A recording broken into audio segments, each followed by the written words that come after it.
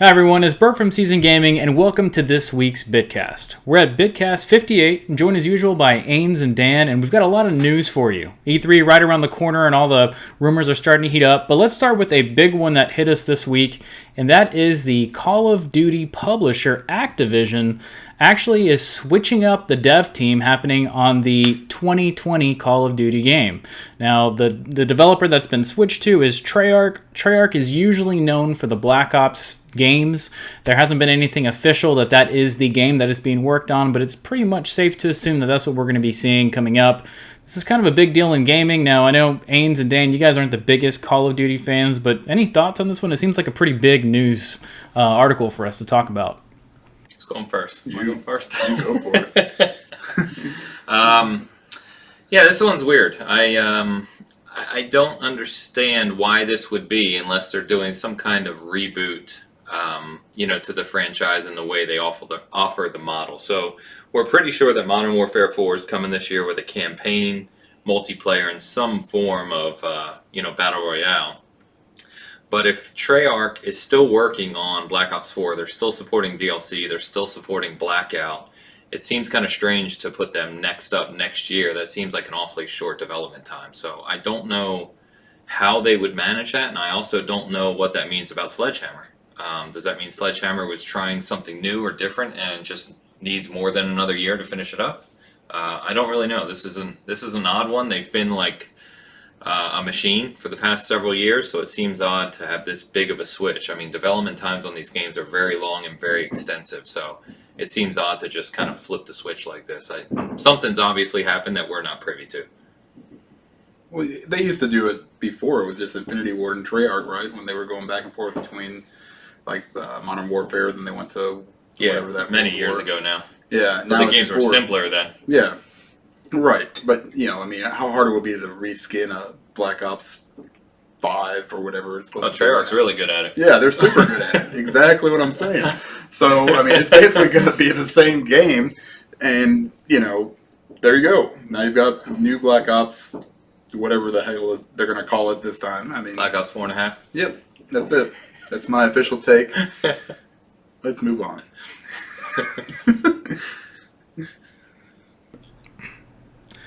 So a little thing for the listeners here, and this is just for a legacy perspective, is there's three main developers that work on the Call of Duty games. You obviously hear about Activision, which is the publisher, but there's Infinity Ward, Treyarch, and Sledgehammer. You might have heard of Raven a few times. Raven kind of helps with DLC, and they mainly work with Sledgehammer.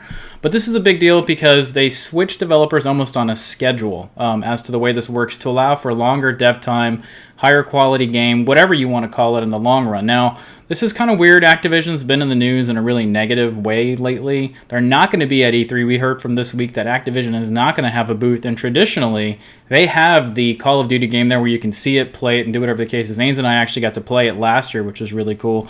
But as you guys said, I'm not really sure what this means yet. Black Ops, the most recent one, was kind of a shell of what it usually is. No story mode. Zombies has not gone as deep as they have in the past. They tried the Battle Royale mode, and it hasn't quite taken off as much as some of the other ones play it, but it's still being played.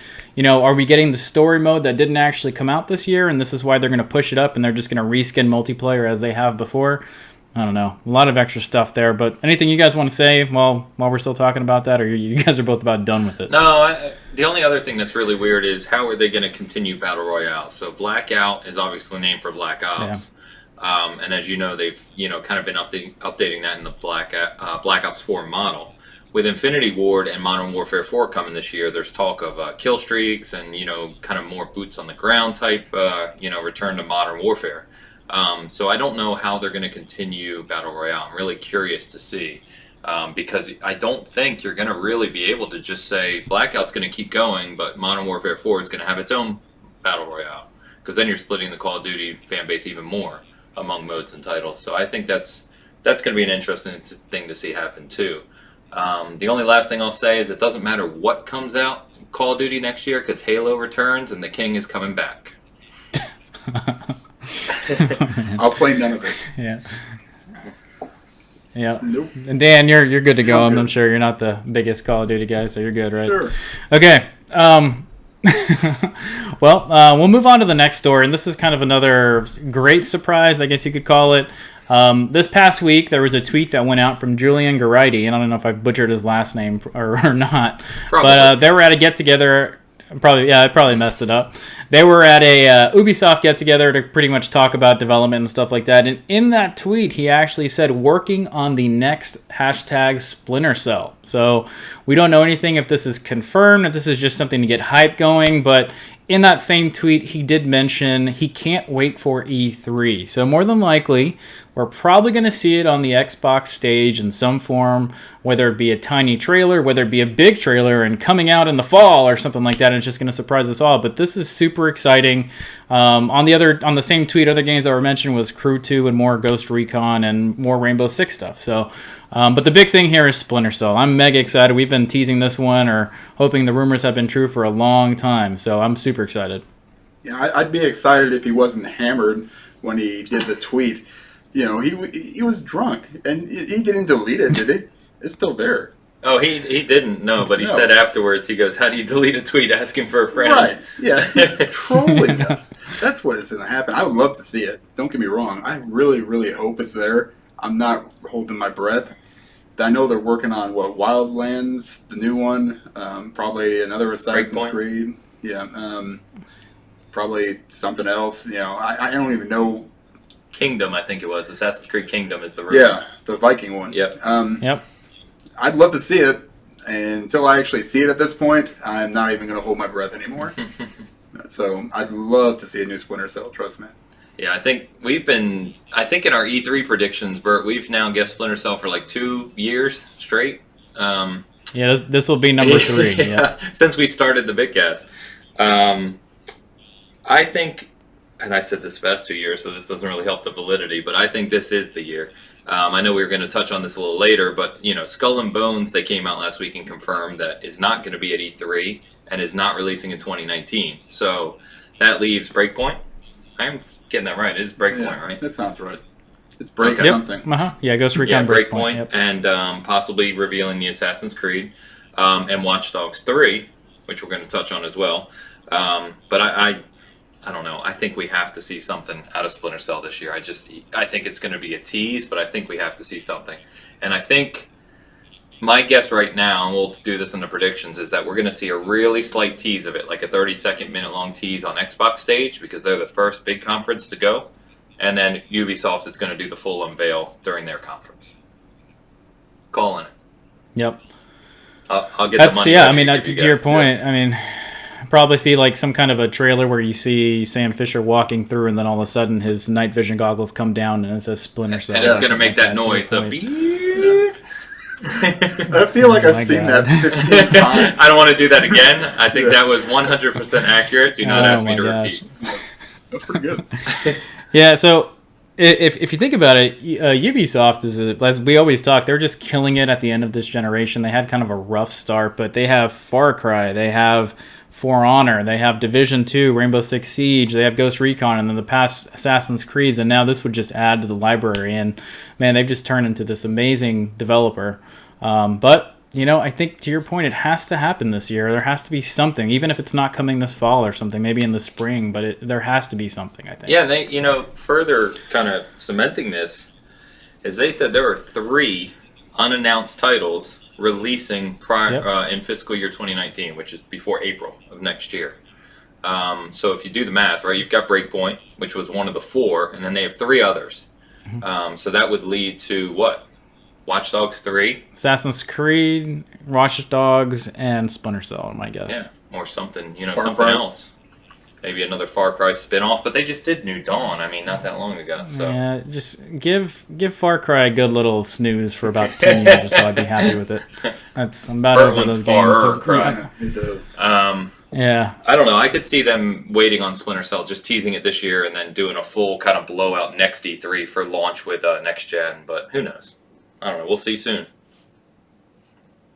Yep. All right. Well, we'll move over to our next big news article this week, and this is probably one of the biggest one that hopefully puts some fanboy console wars to rest, or at least on the snooze button, just as much as Far Cry, please. But big news here, and I'm probably going to send this one over to Ains in just a second. He knows a lot more about this than me for sure. Dan, I don't know about you, but maybe just a tad bit more. But Sony announced their partnership with Microsoft for cloud gaming this week, and this is kind of a big deal. There's been a lot of rumors that Sony's been working on some form of a cloud concept or something. A lot of people have not really had high hopes on it just based on what's happened this current generation. It's pretty easy to kind of admit that Microsoft has the, I guess, just the background on how to do this properly. And so there's been a lot of rumors about Nintendo doing it too. We'll talk about that in just a second, but let's focus on Sony here. So Ains, I'll turn it over to you really quick as to what this means, not only from a gaming concept, but also from what may happen next generation and what Microsoft may be doing here with other partners.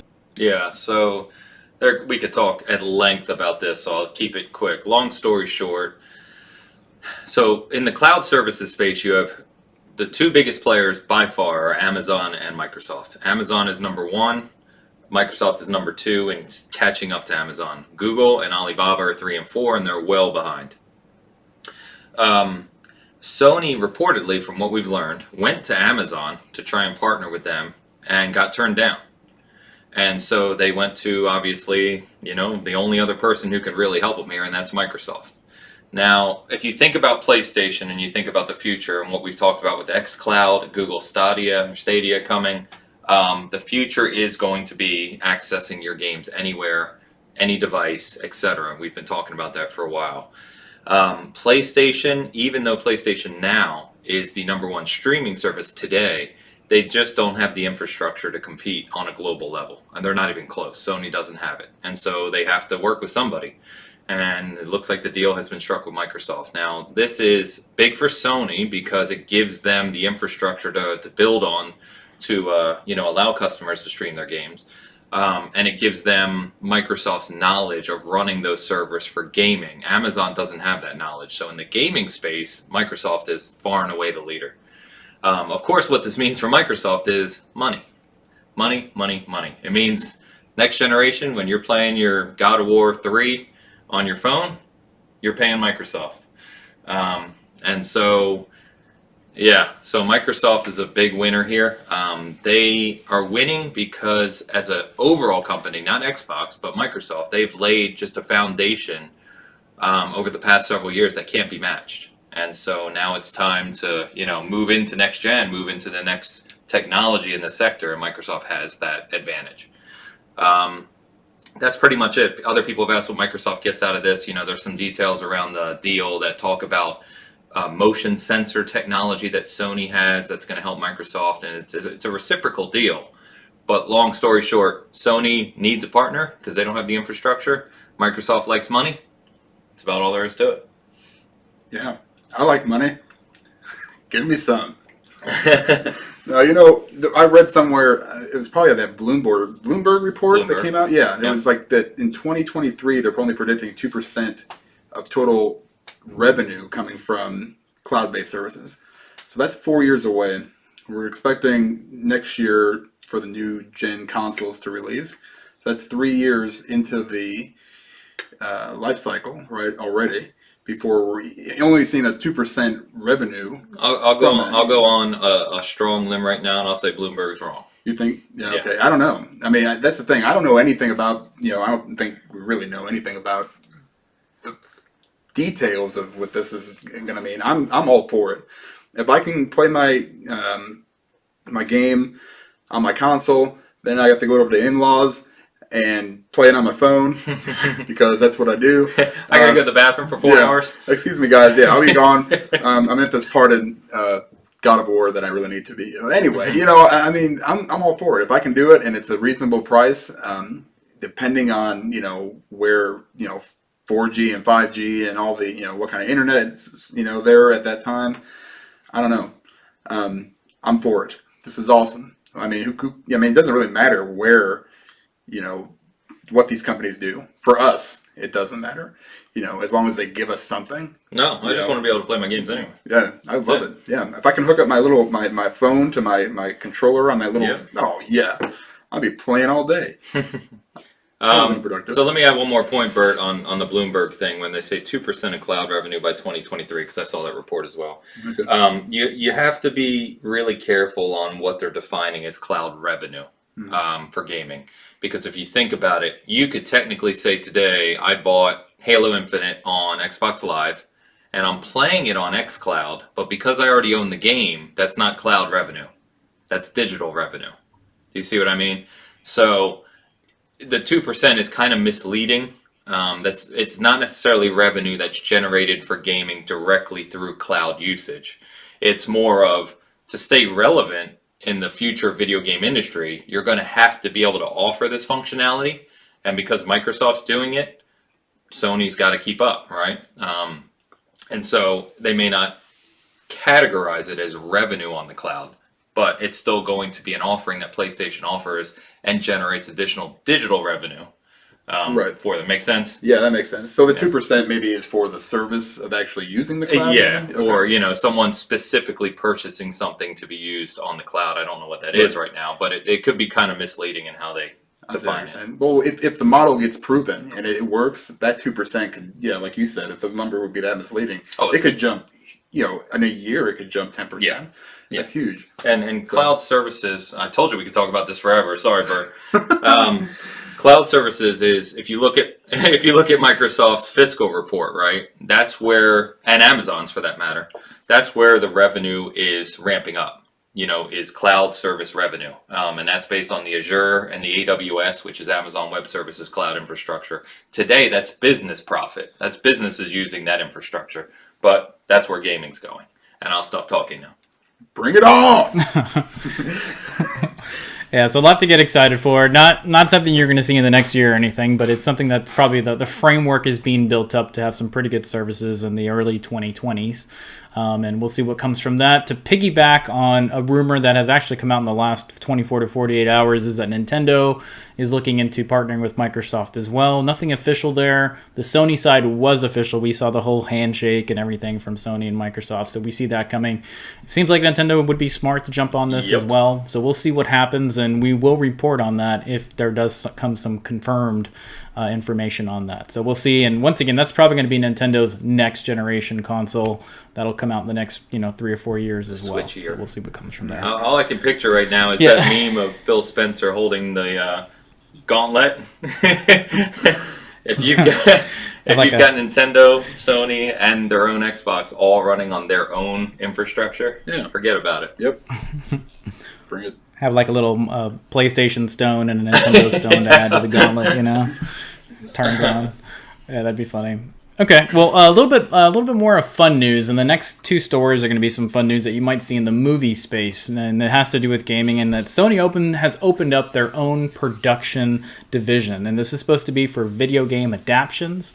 Very early news here. There has not been anything really announced from maybe a movie that's coming from any of the franchises. Traditionally, they've done a couple Final Fantasy movies and stuff like that. There was a Ratchet and Clank movie, which was actually pretty good. But I think with them having their own division, they can focus and put some more energy into these things, and it's pretty cool to see. I think right now is a good time for these kind of movies to come out. I love this. Yeah. I mean, what would be the one that you'd like to see? Uncharted. Yeah, there it is. Yeah, but you have to... actually posted this on Reddit today. Uncharted, you have to get the right guy for Drake. Like, you have to nail Drake, otherwise it fails. Did you not see the fan-made trailer? Oh, it was great. It was fantastic. It's perfect. I love this. I hesitate getting super excited for it, though, because, Microsoft did this 5 years ago? 6 years. I mean, it's been a while since they announced their TV stuff, which was starting with Halo, which is still to come out. So I'm excited. I love that Sean Layden is, the one who's supporting this, because that means, it's got Sony's Interactive's backing. But this is purely for me excitement, but wait till something actually comes out of it. Yeah, I'm kind of the same boat. But it's super cool, man. I like to see that. I like to see some, I'd love to see a real The Last of Us movie. Like, just, awesome. I don't know who they get. It's already done, right? It's already written. So, the writing is basically there. We're done. Yeah, all you got to do is put it on in the movies so I can go see it, and I will be happy. So, in fact, if you'd like to come down to Kansas, Bert, and just play it while I watch it in the movie theater, you can just do that too. So. Yeah. To your question, Dan, I don't know who I would choose. I think Uncharted would be the one that would be the movie that I want to see the most. I know that when they were talking more about the Uncharted movie, they had Mark Wahlberg tied to Uncharted or to Nathan Drake, and I was like, you got to be kidding me, man! This guy is nothing like Nathan Drake, and he'd be horrible as Nathan Drake. So please don't do that and do your own thing. Stay Wahlburgers. Okay, so in the same vein of movies, another fun story this week is that the Mortal Kombat franchise is getting rebooted in the movie space. So James Wan has been attached to it from a producer credit. Now, he's the one that's famous for Saw and all those types of movies, and I think most recently it was Aquaman that he did that a lot of people liked a lot.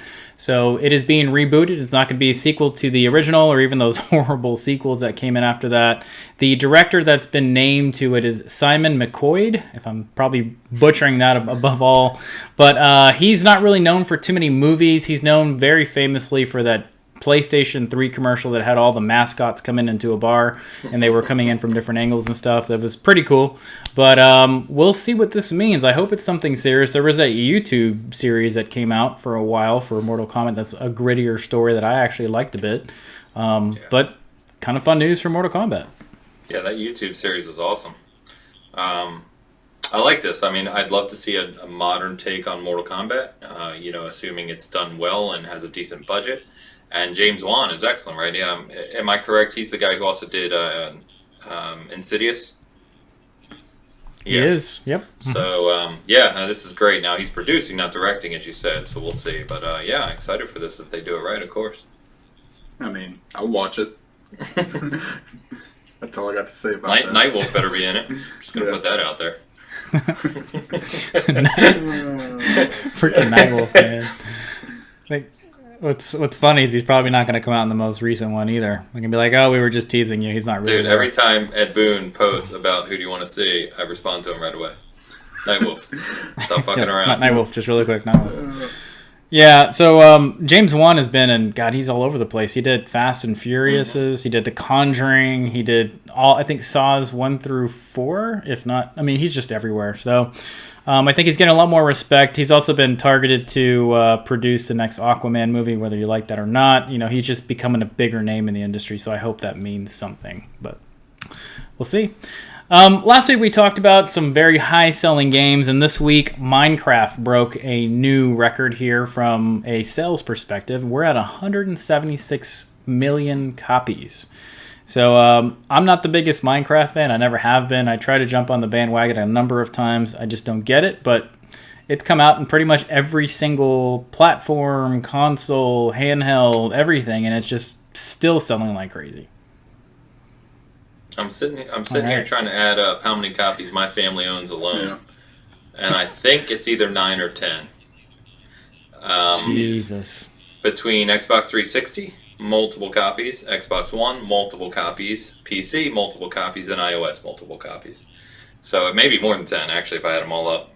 But long story short, this is nuts. We talked about Grand Theft Auto 5 last week, passing 110 million, which was nuts as well, of course, because that is a $60 game, at retail. But this is really impressive. We were looking this up before we started recording here, and in June of 2016, so less than 3 years ago, it was at 106. So that means in less than 3 years, it's continued to sell 70 million more copies, which is just bonkers. I think there was something I wrote on our site a while ago, which is, what games are the most memorable in history? And you've got Tetris and Mario 64 and Grand Theft Auto and all those. And I think Minecraft has cemented its place in history now. It's one of those games that just lives forever. It's 10 years old. Well, they keep updating it too. My kids, one of them's got its own realm, and I don't know what that means, but they play it all the time. And so my oldest son has it, and then him and his younger brothers get on there, and they've got permission to get on there. They can get on any of the, they can get on their phones, on their computers. They can all just jump right in and play it anywhere, and it's they've done an amazing job with the game. I don't play it. I played it when it first came out on PC, and I tried. I really, really tried. I just could not. It started fine, and then it got super complicated, and I was just like, no, I'm not. I ain't got time for this. So, but everybody seems to like it, so that's cool. And they keep adding new modes and new different things like parrots. So that's what I hear. That's what the kids are talking about. Yeah. As I said, just crazy that they do that. And to your point, just a few years ago, we were talking about it only sold around 100 mil, and now they're 176. So if you think about it, think of your favorite game this generation, and it doesn't even come close to what it sold this generation. Right. And I'm talking about Minecraft. So it's just nothing comes close. Even the Nintendo games that have been released twice, and from the Wii U to the Switch, it's not even close. So great for them. I think that's cool that people are just jumping on. I think it's great for kid development as far as building things and knowing what to work together and stuff. So good for them. Still waiting on that high res pack for the Xbox One X, but we'll see if that ever so that comes got out. There was a news report about 2 months ago on that one, which was that they basically had to break it down and rebuild it from scratch. They were trying to update the original engine, and it was built on such an ancient Java engine that they just couldn't pull it off. So they're literally rebuilding the entire thing from scratch. And it's a small team, so that's why it's taking so long. Yep. Well, that does it for our news this week. There was one big rumor, and we briefly touched on it a second ago, and it has to do with Watch Dogs 3. So Watch Dogs 1 had that pretty big release. A lot of people were kind of upset with the downgrading in some consoles or whatever. Watch Dogs 2 came out, didn't have the same fanfare as 1, and a lot of people thought that the franchise would be pretty much dead at this point. And now we're talking about the potential, once again, this is just a rumor, of Watch Dogs 3 coming out. This kind of leaked through a Reddit post, and so far I'm not going to go through every single one of the rumors that's in this post. You can come look at our site and see everything that's been noted, but the big things here is that we're looking at potentially London. So, London's one of people's favorite cities in the world. Might be pretty cool to see London in that realm of the Watch Dogs technology and what might be happening. And that's kind of what's come out right now. Like I said, take a look at our site, come back to it, but this could potentially be big news for Ubisoft and Watch Dog fans. So what do you guys think? I mean, people seem to love it. I think London's pretty cool. I was never a huge Watch Dogs fan, but whatever, man. I mean, sorry. Not much on the Watch Dogs. No, I played. What happened was I started 2 up, and I realized how big it was, and I ran really, really far away from it because I was like, oh my gosh, this game is going to absorb every single minute of my day. Yeah, they're big games. Yeah, they're pretty big. Well, at least that one was. And I was like, nah, I'm good. I think I just got done playing Grand Theft Auto. So I was like, nah, I gotta take a break. So I 100% in Watch Dogs 1. Loved it to death. I'm one of the people who didn't mind Aiden Pierce at all, even though he's a little flat, but, I didn't mind it. Watch Dogs 2 I picked up late because of its bad release date, but we've talked about this before, Bert. It was never updated for the One X, and so I picked it up thinking it was, and trying to go back and play that right now, I got to be honest with you, it's rough. Yeah. So I imagine. I only played that one for a little bit, and the characters really annoyed the hell out of me in 2. But I'm really looking forward to this. Obviously now it'll be optimized. Ubisoft, as we talked about constantly, is on a roll. And future London, they said, like near future London. I'm all over that. So yeah, excited to hopefully see this at E3. Yeah, Aiden Pierce has a cameo on our Bitcast every once in a while, so he's been jumping in every once in a while. But at the same time, if there's anything that's real to the story in this rumor at all, I wouldn't be surprised if we see an X enhancement in the near future, because there is one on the Pro. It wasn't anything massive. I think it ran slightly smoother and it had solid 1080p. But that, like you said, it kind of chugs a bit on the Xbox One X, so I hope that they do that in the near future.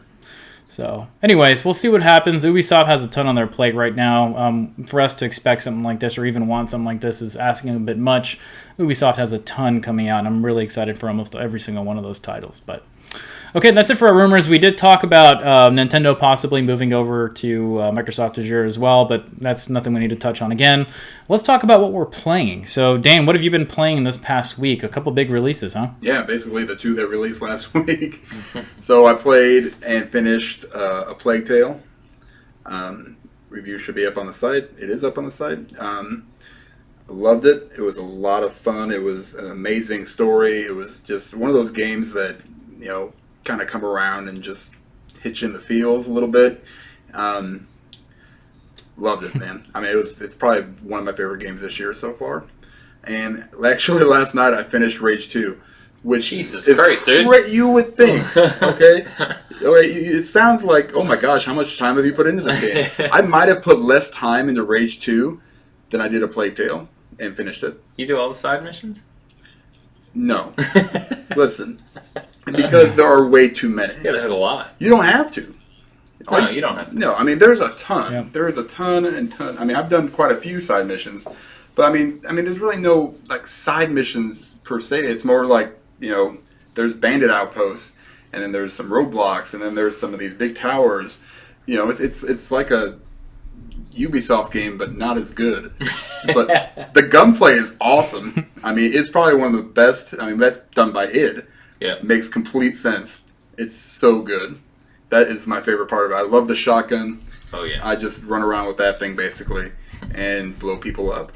That is my favorite. I mean, and actually, that shotgun itself is probably one of my favorite weapons I've ever used in any game. Yeah, it's that good. But really, Dan, I had heard that the game, if you just shoot through campaigns, only 10 to 12 hours. Yeah, that might be true. Right. Right. I mean, you gotta like level up. They've got 3 characters that you gotta or NPCs that you gotta level up to get to open certain missions. I think, and you do that. The various side missions that you have, and they're all color coordinated, so it's pretty easy to figure out. I didn't even realize what I was doing sometimes. I was just like, what? Oh, this mission's open? Okay, I'll just go to that marker. So that's basically my Rage 2 story. It was something. So, but, Ains is going to review it for the site. I'm curious to see what he says. So. Yeah, so... Ains, how about yourself? Playing Rage 2? Yeah, I've been playing some of it. I haven't had a lot of time traveled past 2 weeks. So I don't know how much time I have in. Maybe 6 hours or so. Not too much time, but I'm enjoying it. It's a little rough around the edges, I'd say. Yeah. It's not as polished as I would have hoped for a big budget release, but the gunplay is amazing. The shotgun in particular is nuts.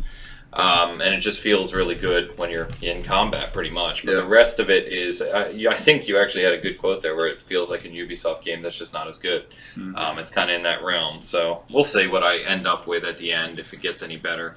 But I am enjoying it. Don't let me lead you astray. And then I've been playing Hollow Knight on the PS4 and using the Astro controller. So kind of doing a twofold thing here. Really liking that. Good kind of Metroidvania. Very cryptic, but very fun, very polished, and I love 2D games like that, so shout out to Alden on that one. And then, for the hell of it, I started playing Black Desert Online, and I only have a few hours into it, but massive MMO. I talked a little bit about it last week. I haven't played it too much since then, only a couple more missions. I don't think I'm going to stick with it. Nowadays, that's the type of game you just have to put so much time into, and unless I was doing that with like a group consistently, it's just not worth it to me. And it runs a little rough. It looks good, but it's not super smooth either on the X1X. So, but yeah, that's about it. I know we did play a little Sea of Thieves. We talked about that previously. I do want to play more of that and finish up the Tall Tales and stuff. So that's been cool. Nice. Well, I got stuck with jumping into my backlog and just telling myself I have to get through some games before I start playing the newer games. So I actually finished Mafia 3, Nice. Finished it earlier this weekend, and absolutely loved the game. If you have not played it and you're into those kind of games that have a story, that have the Grand Theft Auto feel, it's a must-play. I wish it got more press and more love for it when it first came out, because it's really that good. It's got me so interested that I actually want to play the DLC that came out for it. So funny enough, I think you can get the deluxe game right now for $20.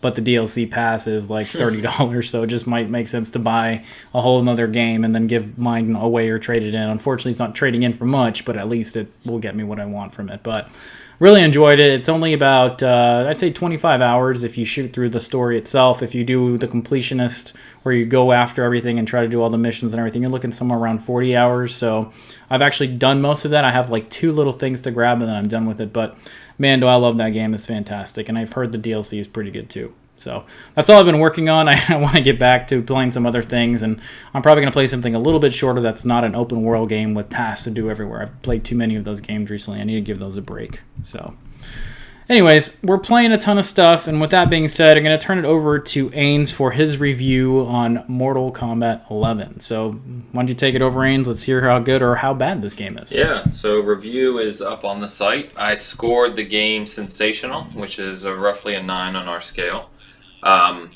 It is a fantastic game in many, many areas. So the highlights are this. It is absolutely stunningly gorgeous, even more so than Injustice 2.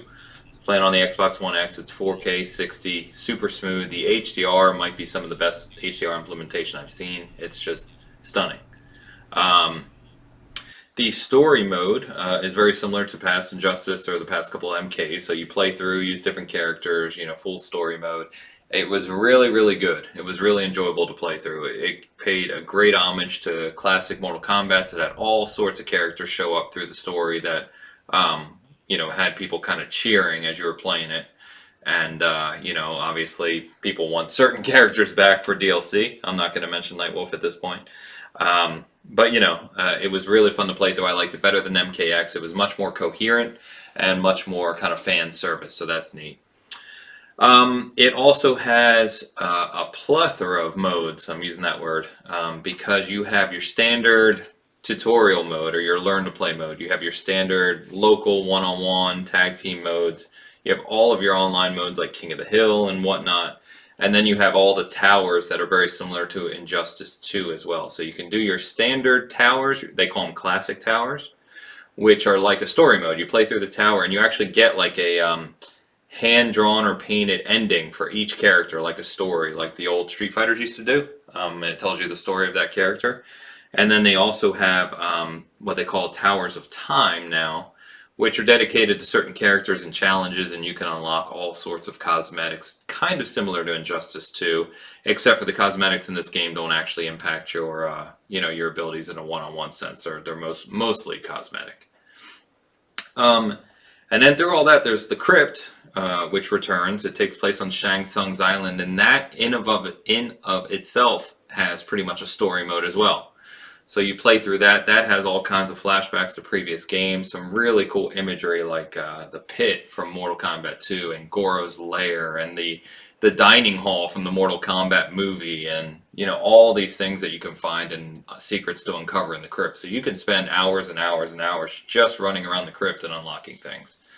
So when you add it all together, it's a really incredible package. Online play, super smooth.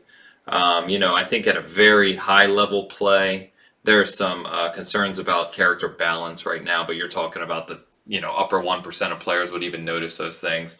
Gameplay in general is much more akin to Mortal Kombat 9 versus MKX, which I like. And it's just an absolute blast. So I'm definitely going back to it here. I put about 40-ish hours into it in the first couple weeks. And then playing some other games right now, but in summer I'm going to go back and really start playing online, King of the Hill, and those types of things more. So loved it. Yeah. Awesome. So have you played anything online yet, Ains, to against Yep. other players? And any lag or anything? No, in fact, it's actually one of the positives I put in the review is that NetherRealm has been pretty good over the past since MK9 about polishing and revising their netcode, and if you're really close to it, about a year into MKX's release, they completely rewrote the netcode for the title because players were kind of complaining it wasn't as competitive or as succinct as it needed to be because obviously there's very fast movements and combos and stuff. And so in this one, everything I've seen, everything I've played, everything I've read about people who play all the time and just love it. They really don't have any issues with it. So, and there is a new, there's ranked play, there's standard play, there's King of the Hill, there's all this stuff. And then they're coming out with this world domination mode soon, which is going to be like a global event for all players that play the game globally. And that's coming in a future update for free. So how accessible is it to like a noob? Super accessible. Yeah. So you can, the tutorial mode will teach you things all the way from as simple as jumping, literally jumping, all the way up to like long stringed combos and counters. You can play the entire story mode all the classic towers and some of the Towers of Time all on very easy through ultra hard. Now you're talking. So, I mean, where the enemy characters are like just kind of jabbing once in a while, they barely do anything, all the way to competitive. And they're also, Bert will know this, but like Injustice 2, you can also even set up, it's part of the game, there's an AI mode in the game where you develop a team of 3 characters and you face them against other people's AI characters, and you unlock rewards for doing so. So, like, you could set up 3 AI characters, I could set up 3 AI, and we'd let them battle. And you can adjust how they fight and how they look, and then you get unlocks for doing so. The whole thing is about unlocking, customizations for your character. And you can save and customize various loadouts for every single character. So, like, I have a special Sub-Zero and a special Raiden who looks a certain way and has special certain moves. And, I mean, it's just endless. Literally, you can spend countless hours on this game. Nice. So. Nice.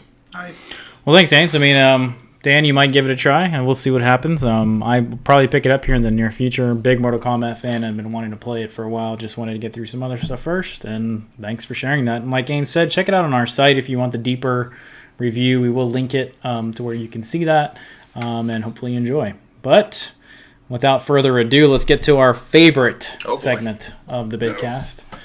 And Ains, I think you need a second to adjust so for for the our computer. video watchers, just don't mind the computer right now because I make sure Dan cannot see my screen. I can see the screen. All right, let me just pull this up. Bear with me.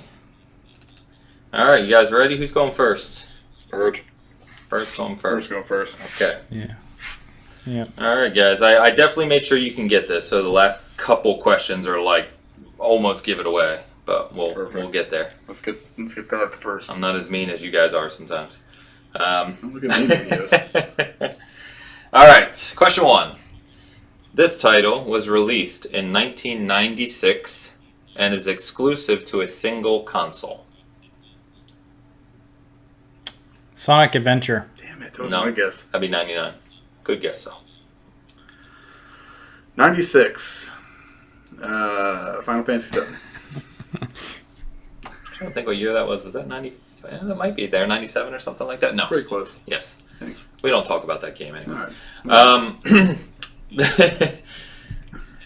This racing title Oh, for God's sake. was a follow-up to a 1992 Game Boy title.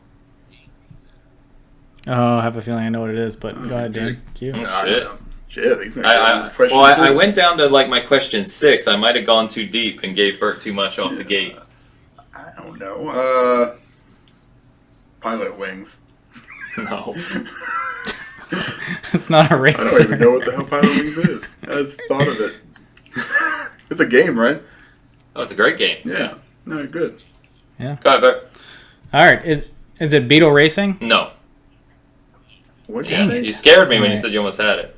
Beetle? What'd you say? That's what you said, Beetle, Beetle Racing. Racing? Yeah. Okay. Okay. The game does feature multiplayer, split screen, with 2 players competing. It's still It my is, guess, yes. or okay. Diddy Kong Racing? Nice. Nope. No. You're got good guesses, but no. RC Pro Am 2. Nope. I like that you said 2, though. We got to get a specific game. Yep. All right. Question 4. A full sequel was released in 2001, and the original title was re-released twice, in 2007 and 2016. Whoa. Jeez.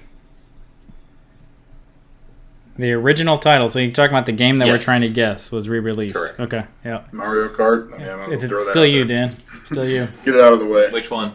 Mario Kart Racing.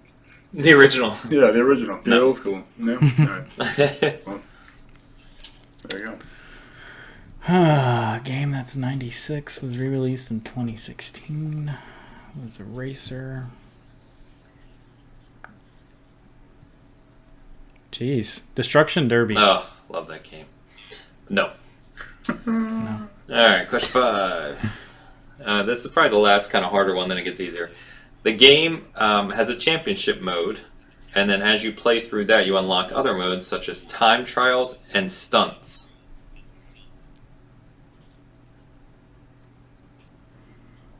I don't know, but that rain's making me have to pee.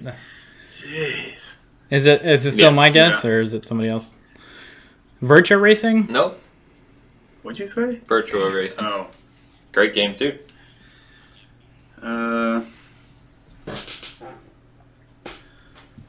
It's time trials and stunt racing.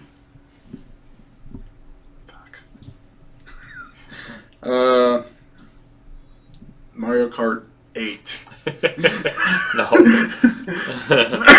Alright, we're easing it up. Alright. The physics were praised greatly in this game, and they were considered revolutionary at the time. Is it me or Dan? Me. That may not seem like a big hint, but it is once you know the title, which doesn't really help you guys right now. Well, we're on the Nintendo somewhere, so I'm gonna say Wipeout. Which is So you're gonna say a PlayStation so title. I like it. PlayStation. I'm just gonna go with that one. No. No, that's unfortunate. What you got, Bert? It's a good guess, though. No, it's not. It's a terrible guess. um, That was a terrible guess. Wipeout's been re-released like 4 Yeah, but it's times not a now. Nintendo. Oh, well, no one said Nintendo Yeah, yet. he did. I didn't say Nintendo. Oh, Well, he said it's on the DS. I said it's a follow-up to a 92 Game Boy title. All right. Where the hell is he gonna go? Alright. All right, maybe I'm wrong. um, I doubt it. God dang it, I have no idea. How about pole position? Nice. That's all I can think Nice. of. That One was of the on first Game games Boy. I ever played in the arcade. No. Mm-hmm. Alright, here we go. Let's ease this up a bit. Where am I? Sorry, I lost my place. It was produced by Miyamoto and was one of the early titles released for the N64. Ooh. Is it Yes. me? F-Zero. No. Mario Kart 64. No. You guys are killing me right now. I thought you'd have it by now. Alright. This one's not going to help too much, I don't think. It's all right. The game. It's not gonna matter one bit. Well, this one won't help, but the last two basically give it away. So, I don't play a lot of racing. question 8. The game was very highly reviewed and regarded and has found its way onto top 100 and top 200 all-time lists. That should be like Jesus. question 9. No, the last two questions basically, or statements basically give it to you. So racing game. It's on the N64. Early N64. In what, 96? He said. Mm-hmm. Stunt racing. Need for Speed. That's so not right. No, that's not Let's right. throw a Let's racing go, game Bert. out there Come on. now. Wipeout. It's not Wipeout, Bert. you said Wipeout again. I mean, I don't have anything, unfortunately, and I'm trying to think of something Miyamoto may have been tied to, and it wasn't Diddy Kong Racing. I already guessed that. 1994 re-release. No, 96. 96 64. re-released. And then 60. It's GoldenEye Racing. Crap. I don't really know. All right. Well, this next one's a Go, go. huge hint. It's all you, Bert. Need for Speed. That's what I said. The original All Need right, for Speed. there you go. It was originally touted as F-Zero, but on the water upon release. Oh, wow. Son of a bitch. Oh, Wave There Race. you go. I knew that would give it away. Yeah. Yeah, that's for sure. And if you, for some reason, you guys didn't get it on that one, the 10th question was the boats in the original design were replaced with jet skis. You guys remember Jet Moto? Hey, what year was Hydro Thunder? That was Dreamcast, so that 99, I want to guess. Nice. 99? Okay. That game was fun as hell in the arcade. Yeah, it was. That was one of those games that Dreamcast was built on arcade hardware, if you remember. So that's why a bunch of those games on Dreamcast were just like their arcade counterparts. I forget the name of the arcade hardware, but anyway, yes, Wave Race Marvel vs. 64. Capcom It was 2. the third Everyone's game the best. released in the U.S. for the N64, and it was I think, like it said, Metacritic nowadays was like a 92, and the water physics were revolutionary at the time. Yep. There's no Jet Moto. Fun game. Jet Moto was awesome. I missed that game. Should bring that back. E3 surprise right there. And they'll just come out and say, hello, Moto. That's going to be, yeah. Except Hello. Sam Fisher's riding on the... The game they need to bring back as a surprise for everybody is Sewer Shark. Sewer Shark, good God. Dude, me and Bert say it all the time. Rock and roll racing. Bring it back. And keep it isometric, the isometric view. Fun. Yep. All right, guys. Well, let us know if you guessed that in one of the earlier questions that we were asked. Unfortunately, we didn't get it as fast as Couldn't have been any usually fucking do, later. I guess. But one more question. is that question 7 or That was question 9. 8? What was it? That was 9. Jeez.